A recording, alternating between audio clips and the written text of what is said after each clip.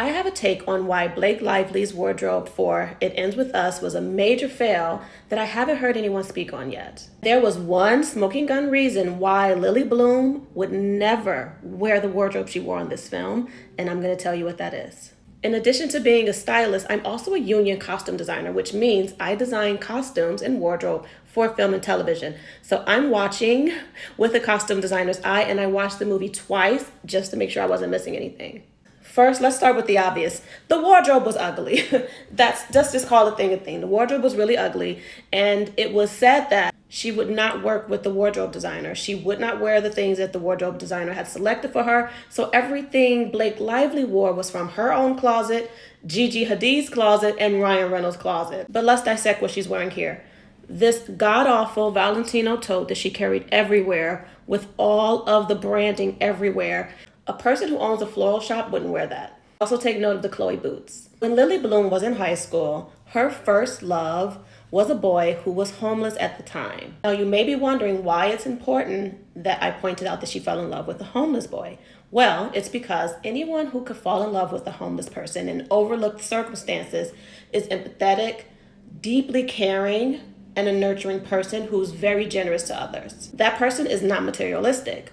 A person who's wearing the crystal mesh Saint Laurent boots is materialistic because they want everyone to see and notice they have on very expensive boots. Lily also wore these Christian Louboutins in a scene, and they had a close-up of the shoe.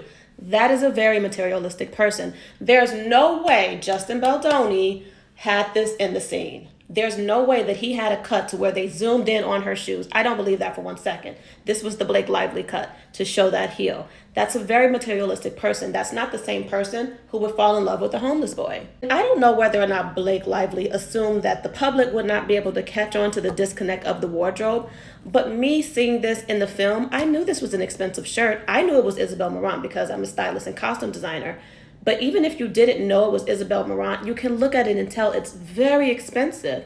That just doesn't fit the idea of a florist who just opened up her shop whose mother is worried about her financially. Remember that scene if you watch the movie? Because a lot of these businesses fail. That does not sound like the same person who's going to wear this very expensive shirt. She also wouldn't wear a Fendi baguette. Now, if you follow me, then you know I speak a lot about the difference between wearing designer versus wearing labels.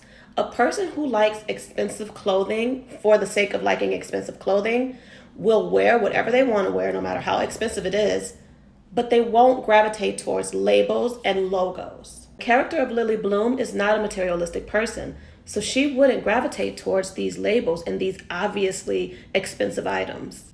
I mean, in real life, everyone I have ever seen who owns a flower shop never wears these designer bags. It was just a huge fail all around. Now, honestly, I could see the Chloe boots because they're not obviously branded.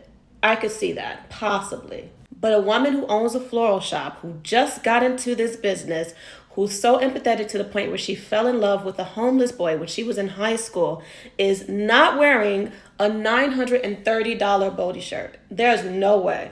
She doesn't even wear Bodhi. She doesn't even know what Bodhi is. Like, let's just be real. And this god-awful Valentino tote with all of the V's all over it. There was such a major disconnect with this wardrobe and the movie. And apparently in the book, Lily Bloom did wear some designer items, but they were mostly vintage and thrifted. These Christian Louboutin heels are 1000% not vintage or thrifted. Neither are these Saint Laurent boots. When I saw these Saint Laurent boots show up on the screen, I immediately clocked out because I was like, this is a fail. I don't know who dressed her this way. This makes no sense for this character. So when I found out she did it herself because she didn't want to work with the costume designer, it all made sense. And I don't know what's worse, the fact that the wardrobe did not match the character or the fact that she looks just a hot ass mess. What are your thoughts? Let's have a conversation.